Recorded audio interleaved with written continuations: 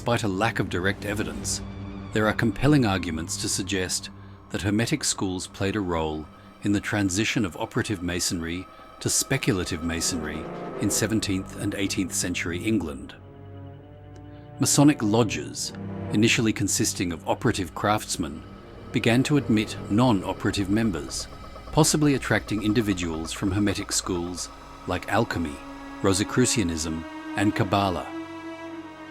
These schools shared a focus on symbolism and esoteric knowledge, potentially influencing the development of Masonic rituals and symbolism. Key figures like Elias Ashmole, an alchemist and Freemason, further support this connection. While concrete historical proof remains elusive, the presence of Hermetic symbols and themes within Masonic traditions suggests a possible exchange of ideas and influence. The exact nature and extent of this influence remain a subject of ongoing research and debate.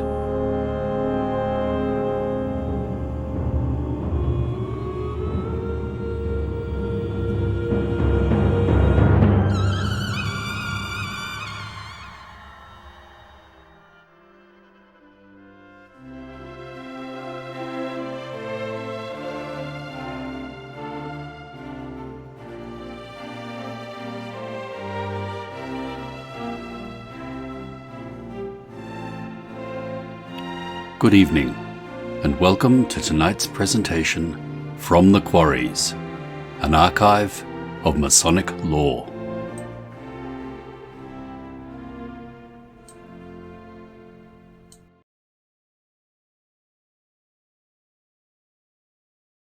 If we isolate the building guilds of the Middle Ages, and later from all imputed correspondence, by way of descent, with the ancient mysteries, with Dionysians and Essenes, Roman collegia and crusading knights, or Solomon and his temple, if we take them just as they are, acknowledging that their history is still in cloud and darkness for want of sufficient materials to elucidate it, but supposing that they originated like other trade unions, as a matter of trade convenience, if we picture them as craftsmen in stone and clay, somewhat roughly banded together, it is still indubitable that out of these guilds a speculative fraternity was either evolved in modern days or another, an emblematical concern was superposed thereon.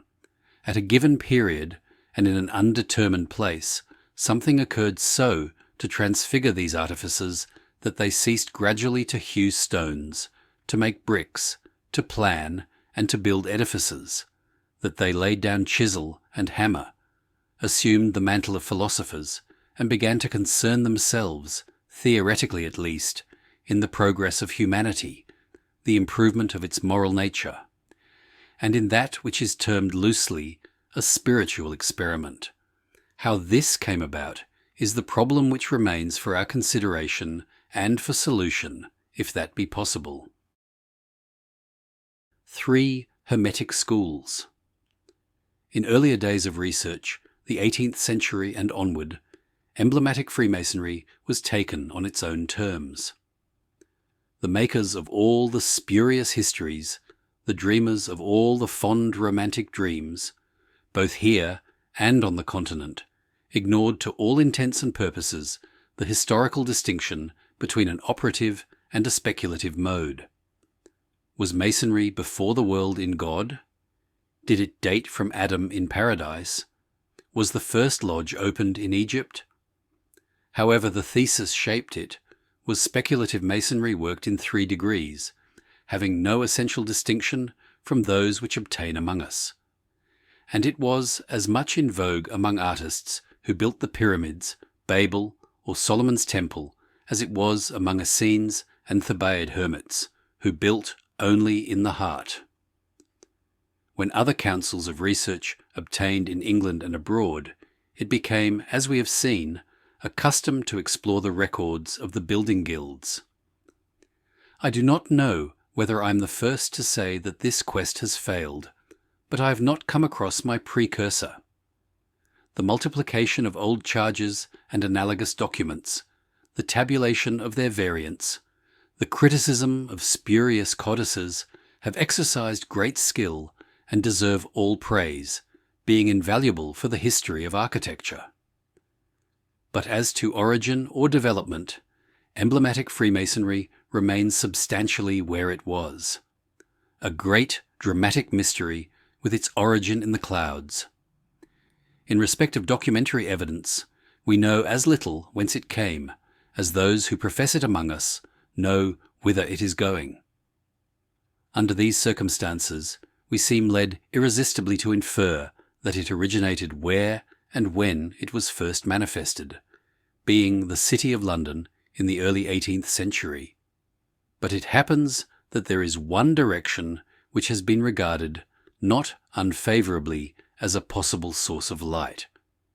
It is that of the Hermetic schools in England, and these, speaking broadly, may be classified as three: Alchemical, Rosicrucian, and Kabalistic. They had a common bond of interest, and tended, here as elsewhere, to merge into a single school. Symbolical groups. The presence of a non-operative element among Masons at an early period has been suggested by several writers. Mr. R. F. Gould considers that we are justified in inferring that from the 14th century, or even earlier, there were associations of a speculative or symbolical character, as apart from practical Masonry, though, with the sincerity by which he was characterized, he adds that on this point the judgment of certain students was opposed to his own. We have seen on our own part that the view is unsupported by evidence. On the other hand, the practice of receiving within the ranks of the fraternity men who were neither architects nor builders, and that not merely as patrons, is beyond challenge. This practice was characteristic, however, of most trade guilds in England. Now, the hypothesis with which I am concerned suggests that the Hermetic schools intervened for the transfiguration of English operative Masonry about the middle of the 17th century. The Reformation had succeeded the Renaissance, and with all the disabilities attaching to both movements, there can be no doubt that there was a great extension of the intellectual horizon. Many new avenues of thought had been thrown open, and men, being comparatively free to speak and act, acted and spoke freely within the limits of their opportunities. While among other things, there was a new impulse in Germany and England given to the prosecution of several branches of inquiry, which antecedently could have been and were pursued only at the personal peril of the student. In England, the practical experiment of alchemy was undertaken by numerous persons, and it is just prior to the date which I have mentioned that the rumour of the Rosicrucian fraternity raised curiosity in Europe. Hermetic literature, not only with a modern accent, but almost for the first time in vernacular language, extended greatly, and schools of theosophy sprang up in several countries. The root of the Rosicrucian movement was in Germany, but the impulse reached England, and some of the most famous names connected with the subject are identified with this country. Hence came Alexander Seton, and hence Irenaeus Philalethes, who has been regarded as one of the great masters of Hermetic art. Here also was Robert Fludd, who must, I think, be regarded as not only advocate and apologist in chief of the Rosicrucian art and philosophy, but as a fountainhead. Here too was Thomas Vaughan, mystic as well as alchemist. And here in 1640 lived Elias Ashmole, alchemist and antiquary, founder also of the Ashmolean Museum at Oxford. English alchemists. There are evidences to show that the experiment of alchemy in England was at the period of Ashmole an exceedingly old pursuit. It was practiced certainly in the time of Chaucer, but the literary remains of the early period are non-existent rather than scanty. Vernacular manuscripts date, broadly speaking, from about the 15th century. And Roger Bacon is perhaps the first name which can be cited in connection with the subject. As regards printed books prior to the 17th century, these also are few and far between. But no doubt there were many practical processes derived from Latin treatises, and they would have come over chiefly from Germany. At the beginning of the 17th century, there must have been a great awakening of interest, though it is clear from evidence furnished personally by Robert Flood that his own voluminous writings, several of which bear indirectly on this subject, found a considerable public abroad and next to none at home. The interest grew, however, and must have been rather widely diffused before the middle of the 17th century. It was maintained and stimulated by visitors from abroad, some of whom claimed to possess important secrets of Rosicrucian and Hermetic art. In the face of possibilities opened by such pretension, but following also the general tradition of the literature, and taught, moreover, like others, by the experience of their own failures. English students came to regard this art as a secret transmitted rather than as a mystery that could be acquired by the pains of untutored research, and one result of this feeling would be the association of pupils under the guidance of an adept or master, real or supposed. Alchemical groups. In this way, also informal alchemical associations may have come into being, but they have left no trace behind them. It should be added that the horizon of alchemy in England was more limited than in some of its developments abroad, where its traditions came almost to rival the so-called universal science of Raymond Lully. By means of Hermetic art, men hoped in England to transmute metals and to produce an elixir which would heal diseases and prolong life. When they sought after these secrets, and when they wrote concerning them, there is little evidence of any ulterior object in view, of spiritual alchemy such as we find it abroad, or of the Catholic concern of Paracelsus.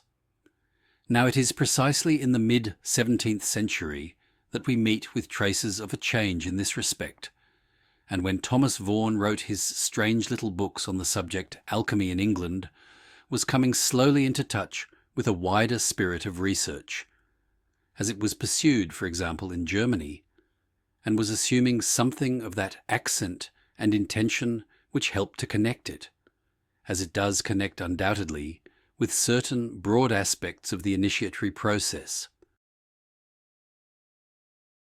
Operative and Speculative Masonry. A section of Masonic opinion has looked in the past, and a section looks still towards Elias Ashmole and his connections as in some way, yet undetermined, the representatives of the transition from operative to speculative masonry. In France there has been practically no doubt on the subject from the days of Ragon, though concerning the value of his personal view I have spoken with desirable plainness elsewhere in this section. In America, the distinguished name of Albert Pike can be cited in support of the thesis. After every allowance has been made for the position of such a speculation, still almost inextricable, it can be affirmed at least that it might offer a place of repose for all the tolerable views, because it harmonizes all, on the understanding that Ashmole and his consociates are not regarded personally, but as typifying a leavening spirit introduced there and here, and at work during the period intervening between 1640 and the foundation of the first Grand Lodge in 1717.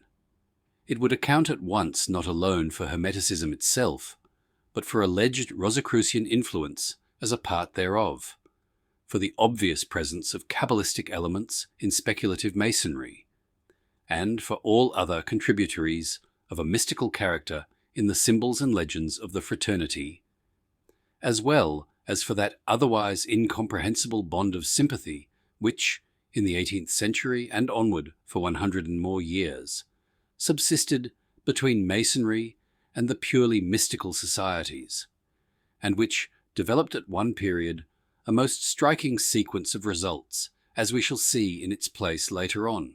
Pike was like Ragon, unfortunately, a man of uncritical mind, and I summarize his findings under all needful reserves. Hermetic and Masonic symbols. Among Masonic symbols, which he identifies as used in common by Freemasons and Hermetic and alchemical literature, are the square and compasses, the triangle, the oblong square, the legend of the three Grand Masters, the idea embodied in a substituted word, which may well be the most important of all, together with the sun, the moon, and Master of the Lodge. It was, moreover, his opinion, based on this and other considerations, that the philosophers, meaning in his case the members of Hermetic confraternities, became Freemasons and introduced into Masonry their own symbolism. He thinks finally that Ashmole was led to be made a Mason because others who were followers of Hermes had taken the step before him. Hermetic literature. Unfortunately, it is very nearly impossible in the existing state of our knowledge to set forth even the outlines of any tolerable hypothesis along these lines, because the connecting links are wanting. If it is worthwhile to record any personal opinion which I am disposed to hold on the subject, it may be said that at no distant period of time more light is likely to be forthcoming and may determine the question finally on the one or the other side. The Hermetic literature of the 17th century is a source from which to expect assistance, and a concerted attempt to examine this literature, which is still largely in manuscript, is pending on the part of those who feel that importance attaches to the issue. Any new knowledge will come, however, from analysis of the symbolical documents, rather than from what is understood as direct historical evidence. Something will depend also upon new aspects which may be assumed by what has been termed, well, the Rosicrucian mystery, and this for the reason that whereas, during past investigations, reliance has been placed of necessity upon public documents alone, it is now recognized, at least in certain circles, that there are other channels of inquiry from which help may be derived. For the moment, however, it is still possible to deal only with the vague outcomes of historical research. Rosicrucian influence. The influence of the Rosicrucian fraternity upon that of the Masons has been questioned only by those who have been unfitted to appreciate the symbolism which they possess in common. The nature of the influence is another matter, and one, moreover, in which it may be necessary to recognize the simple principle of imitation up to a certain point. The influence does not belong to the formative period of emblematic Freemasonry, but to that of development and extension.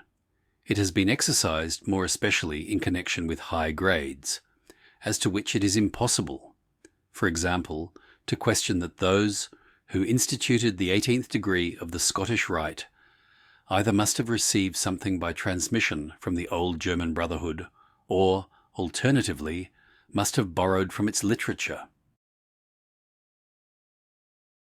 German views. Outside the high grades, they have been writers of consideration, being Germans more especially, who have regarded Freemasonry as actually a final development of the Rosicrucian Brotherhood. The first to advance this hypothesis was Nikolai of Berlin, a bookseller of some literary eminence, in the year 1782. He was followed by Boole, without much otherwise in the way of agreement with the views and claims of his predecessor. Gould has ruled that the speculations of both are dead, but this is true only of the specific complexion which was given them, and he himself would have been doubtless among the first to recognize, and does in fact acknowledge implicitly, the likelihood of such a broad and gradual influence as is here under consideration. more than a century prior to the two German writers, that is to say, in the year 1638, Henry Adamson, who is described by Gould as a citizen of Perth, published a metrical account of that city in which are the following lines. For we are brethren of the Rosy Cross. We have the Mason word and second sight. Elias Ashmole. I do not know whether the significance of this quotation, which is one of the earliest references to the Rosicrucian Society found in the English language, has been appreciated at its full value. It is the first occasion, assuredly, on which that fraternity and Masons are bracketed, so to speak, together, in which connection it should be remembered that the earliest reports in Europe concerning Rosicrucians do not go back much further than 1614. The informal relation instituted by the verses cannot be regarded as evidence, except perhaps of an implied link and bond in the mind of the writer. But even from this point of view, it is not without significance. It was several years subsequently, namely in 1652, that Rosicrucian manifestos were first translated into English, and it was a little prior to this time that Elias Ashmole was admitted into the Brotherhood of Masons. That he was connected previously with Rosicrucians themselves, or otherwise with the representatives of some association which had assumed their name, is an inference drawn from his life. His antiquarian studies led him more especially in the direction of alchemy, but as regards this art, he did not remain an antiquary, a mere collector of old documents on the subject. He was, to some extent, a practical student, and, moreover, not simply an isolated inquirer. He had secured that assistance which has been regarded always as next, but one to essential, namely, the instruction of a master. The alternative is divine aid, which is, of course, a higher kind of mastery. William Backhouse. The charitable instructor in the case of Ashmole was one William Backhouse, of whom few particulars are forthcoming in public beyond his asserted Rosicrucian connections. The assertion may, however, be reducible to the unquestioned fact that he followed alchemical studies, a recurring confusion of uncritical persons and times. Ashmole was associated otherwise with many of the occult philosophers, alchemists, astrologers, and so forth, belonging to his period. The suggestion that he acted as an instrument of the Rosicrucian Brotherhood, or as a member thereof, in the transfiguration of operative into speculative Freemasonry, is a matter of faith for those who have held or hold it. Of direct or indirect evidence there is not one particle. Supposing that such a design existed at the period, he is not an unlikely person to have been concerned in planning it on the part of himself and others, or to have been delegated for such a purpose. But of the design there is again no evidence. The period is for me the beginning of a leavening only, and not the result thereof. It has been affirmed further in the interests of the claim that a meeting of an alchemical, presumably Rosicrucian order, took place in London, and in a hall which was used regularly for Masonic gatherings, meaning Mason's Hall.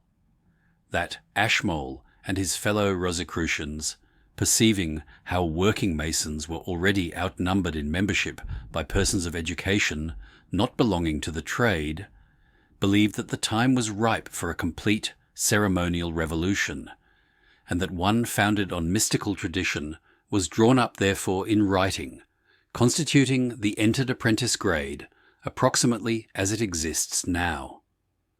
The grade of fellow craft was elaborated in 1648, and that of master in the year 1650.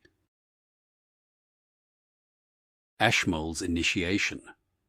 These are the reveries of Ragon, categorical in nature, accompanied by specific details, all in the absence of one particle of fact in any record of the past.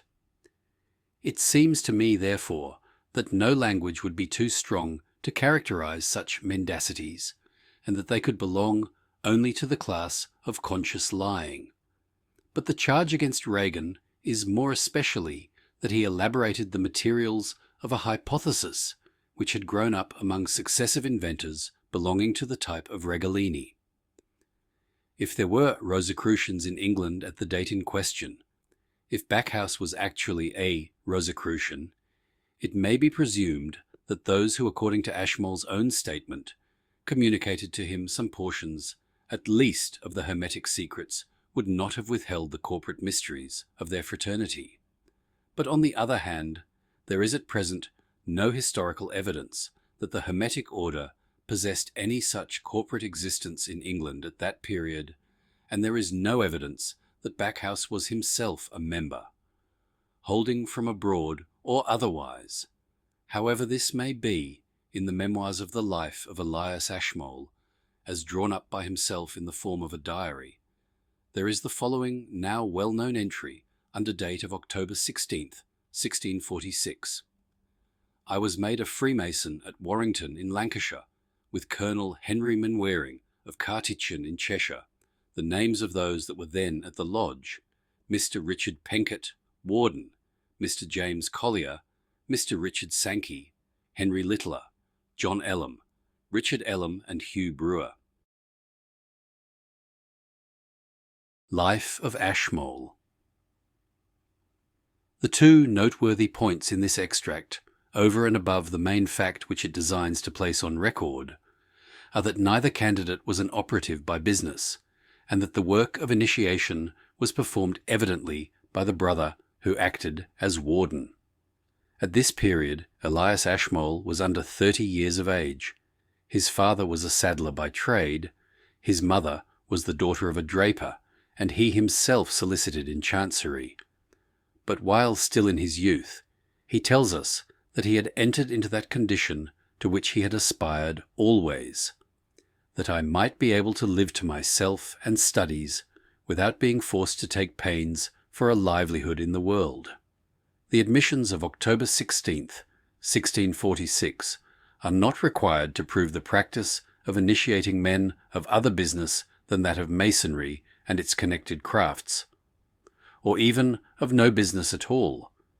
But it should be observed that here, as in cases of earlier date, the reception was in the capacity of simple brothers, and not of patrons. The practice is doubtless much older than its earliest record, and there is nothing whatever in the diary of Ashmole to indicate that the occurrence was unusual, or that he and his companion were in any sense favoured specially, as commoners who became brethren, and not as noble patrons. Alchemical pursuits. The nature of those studies which were engrossing him about the time of his initiation may be learned by the publication, 5 years later, of his Theatrum Chemicum Britannicum, being a collection of metrical treatises written in English at various dates on the subject of the Hermetic mystery and the Philosopher's Stone. They appear to be concerned only with what is called technically the physical work on metals and the physical medicine or elixir, not with those spiritual mysteries which have passed occasionally into expression under the peculiar symbolism of alchemy. At the same time, Ashmole is careful to explain his personal assurance that the transmutation of metals is only one branch of Hermetic practice. As this is but a part, so it is the least share of that blessing which may be acquired by the philosopher's materia, if the full virtue thereof were known. Gold, I confess, is a delicious object, a goodly light, which we admire and gaze upon ut pueri in Junonis avem. But as to make gold is the chief intent of the alchemists, so was it scarcely any intent of the ancient philosophers, and the lowest use the adepti made of this materia. For they, being lovers of wisdom more than worldly wealth, drove at higher and more excellent operations. And certainly he, to whom the whole course of nature lies open, rejoiceth not so much that he can make gold and silver, or the devils be made subject to him, as that he sees the heavens open, the angels of God ascending and descending, and that his own name is fairly written in the book of life. The Hermetic Work. I regard this extract as presenting a theory in brief of the whole Hermetic work, and it is in particular remarkable for its analogies with the books of Thomas Vaughan, a contemporary of Ashmole and about the same age. It is like the opening of a certain door, beyond which there seems to stretch an endless vista, a prospect beyond prospect. It is not possible in the present place to attempt any description. It may be observed, however, by way of very brief analysis, that the chief intent of the alchemists is not said to attain its term by the common way of the alchemists, being that which Vaughan calls the torturing of metals. There is a certain matter which in its lowest application can produce gold, but in its highest opens a path to eternal life. Now, we know otherwise from Hermetic literature that the stone of the philosophers was not a stone actually, and that the powder of transmutation was not literally and atomically a powder. These modes of language were veils made use of by the adepts, sometimes to show forth symbolically the higher fields of their concern, sometimes to put on record their acquaintance hypothetical or practical, with certain renovating and transmuting substances available to operation in the lower branches of their art. It will be obvious, I may assume, that a materia which can be used in the making of material gold does not open the heavens, reveal the ladder of Jacob, or enable the operator to find his name written in the book of life. Alchemical stone. The language of Ashmole is therefore that of parable, and a similar criticism obtains when he distinguishes elsewhere 4 species of so-called philosophical stone: mineral, vegetable, magical, and angelical. Here is another allegory under which he indicates the 4 primary divisions of occult science. The first is concerned with the supposed development and perfection of metallic substances. The second deals with the secret virtues of plants, about which something will be found in such books as the Herbarium of Paracelsus.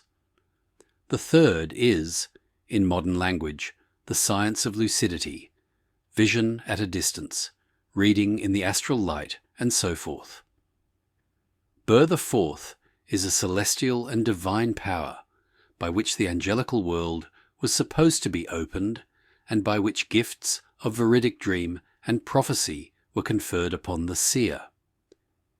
It calls to be said that none of these philosophical stones opens the book of life, and seeing that Ashmole uses this figurative expression categorically, he was either aware that there is a 5th, highest, and most Catholic stone, about which he does not speak, or he misconceived the way and end of research in true adeptship. I think personally that he had a very full conception and grasp of occult initiation, but did not know that of the mystics, unless at a far distance and through a dark glass.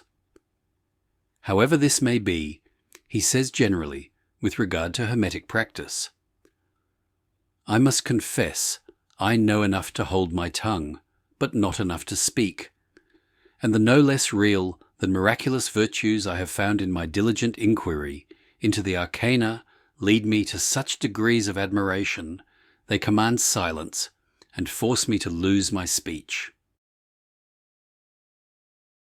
Rosicrucian doctrine. It should be added that Ashmole's exposition is a faithful reflection of Rosicrucian doctrine as this is put forward, directly or indirectly, under the name of the Brotherhood in German books and pamphlets of the early 17th century. Supposing that circa 1650 there was a Rosicrucian school in England, no person is so likely to have been a member as Ashmole, and it is not possible to imagine him in separation therefrom. Indeed, I am by no means certain that his testimony is not thinly presumptive of membership, being so to the manner born of it in thought and figures of speech. And I incline to this view the more because the literature of the Rosy Cross at the Ashmole period and earlier offers little conscious realization of the highest ends of adeptship, and 6, because the direction in which it falls short is that of Ashmole's own deficiency. But if we can tolerate, however tentatively, the Rosicrucian initiation of Ashmole, we may take it for granted that he did not stand alone. On the whole, it seems possible that on October 16th, 1646, at Warrington in Lancashire, a brother of the Rosy Cross was made a Mason, with or without an ulterior motive in view. It follows expressly from his frank and honourable testimony concerning himself that he was one who had only seen the end of adeptship, even within the measures that he conceived it, while as regards any other Rosicrucians to whom he may have been joined, we know nothing concerning them, with the sole exception of Backhouse. The Ashmole Hypothesis. It will be seen that the Ashmole hypothesis is but a part of the wider claim of Rosicrucian influence on the development of emblematic Freemasonry. I have recorded and agree with the opinion that in so far as it has been advanced in the past, this claim has lapsed. To put it shortly, the House of the Holy Spirit, being the Rosicrucian Brotherhood in Germany, had a secret house in England, which either transfigured itself into the thing called Speculative Masonry, or revolutionized the old operative craft, along speculative lines for its own purposes, presumably that it might have recruiting centres available and more or less openly manifest.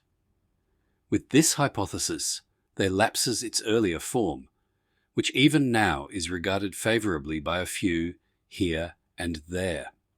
Among the great Rosicrucian apologists of the early 17th century, we have seen that there was the Englishman Robert Flood, and it has been sought to connect him not only with the German fraternity, but with the transition of operative into emblematic Freemasonry by an admixture of Rosicrucian doctrine and symbolism therewith.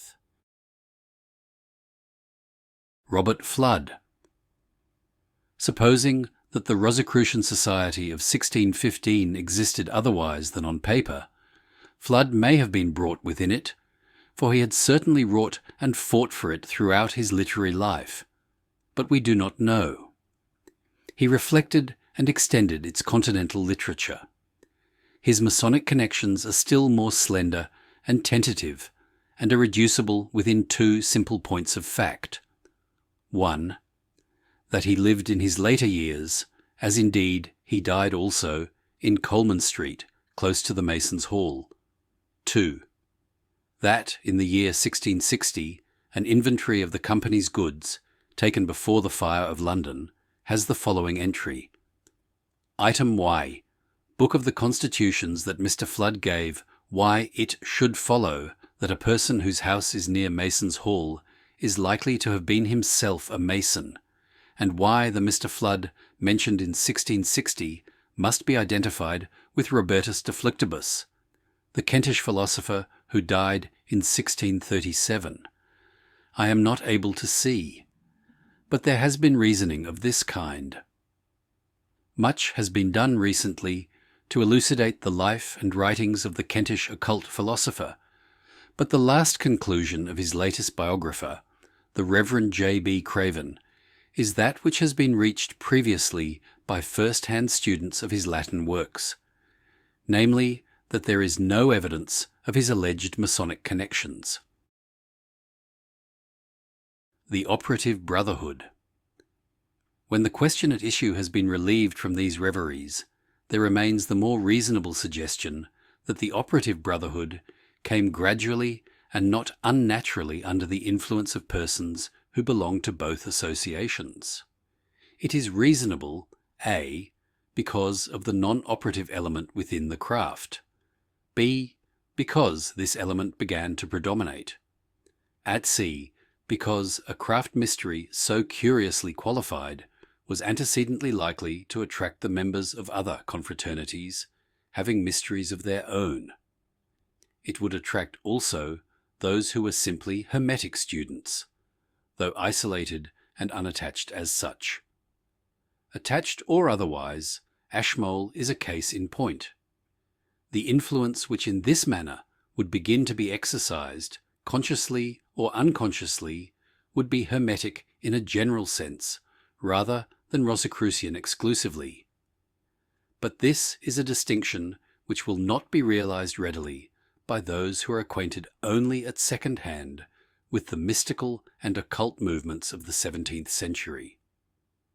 Finally, it may have been even older than the Commonwealth and Restoration. As to the ritual side of the operative mystery, in that century we know next to nothing, while of Rosicrucian ritual procedure, if any, we know nothing at all. A lost word. The Adamson couplet is evidence that there was a Mason's word at the period, whereas speculative Masonry is concerned with the quest of a lost word. The distinction seems therefore generic. Granting for a moment the fact of Hermetic influence, I conceive that it was gradual and indeed very slow in its working, and at circa 1650 we are far enough away from the invention of the third degree and far away from the legend of Solomon's Temple. The latter connotes a more fully developed Kabbalism than belongs to the English Hermetic schools of the date in question. Third degree. Such in rough outline is the case as it stands for the interference of Hermetic schools in Freemasonry, prior to the first historical evidence for the ritual of the third craft degree, and apart from any long since exploded hypothesis which has sought to connect the Brotherhood with older mysteries, by means of direct transmission within their own bonds. I have registered my feeling that some day it may assume a less uncertain aspect. In other words, that sources of additional knowledge may become available. It is not worth while to exaggerate the importance of the question, since that which is at issue is largely a point of date. I know that the root matter of the third degree belongs to the secret tradition, and is not only of the Hermetic schools, but of schools thereunto antecedent. This is not a speculative question or one of simple persuasion.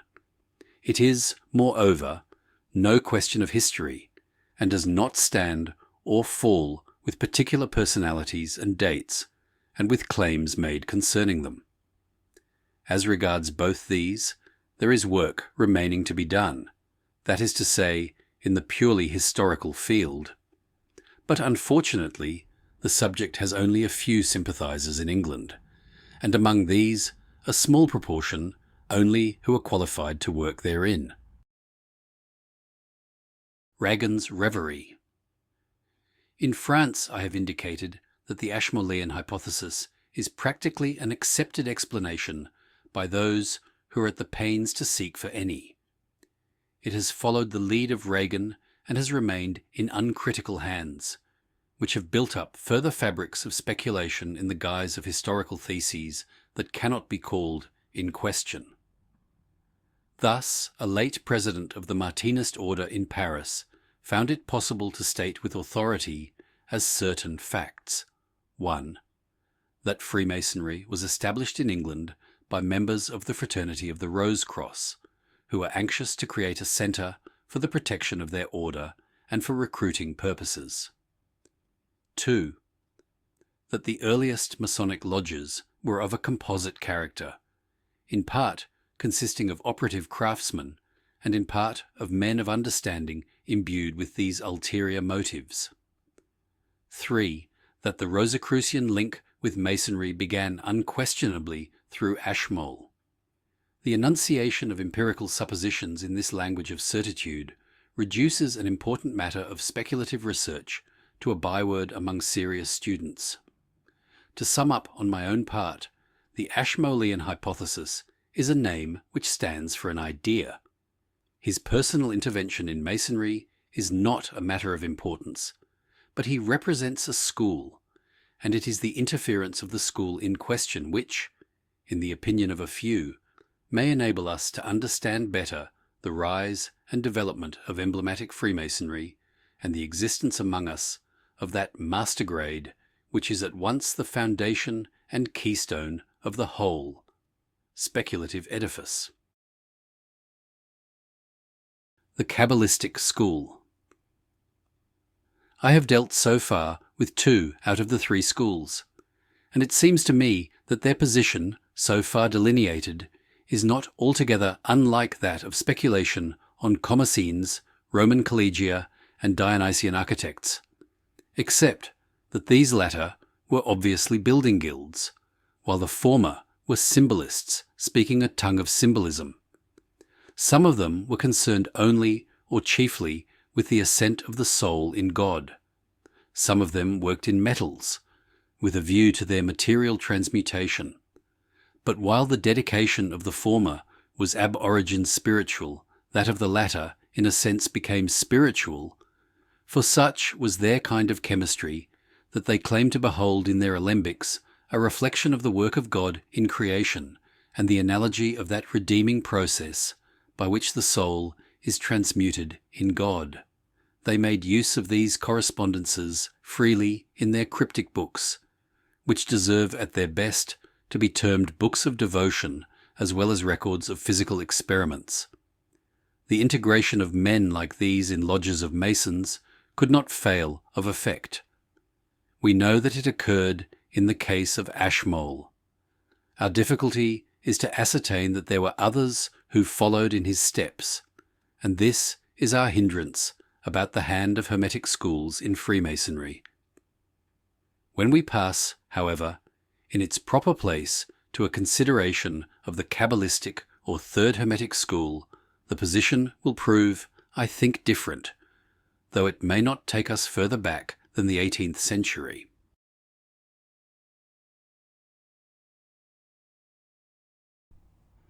For a deep dive into the history, philosophy, and traditions of Freemasonry, subscribe to From the Quarries. You will find hundreds of lectures, presentations, shorts, and other Masonic works written by Freemasons for Freemasons. Visit FromTheQuarries.com or YouTube at From the Quarries.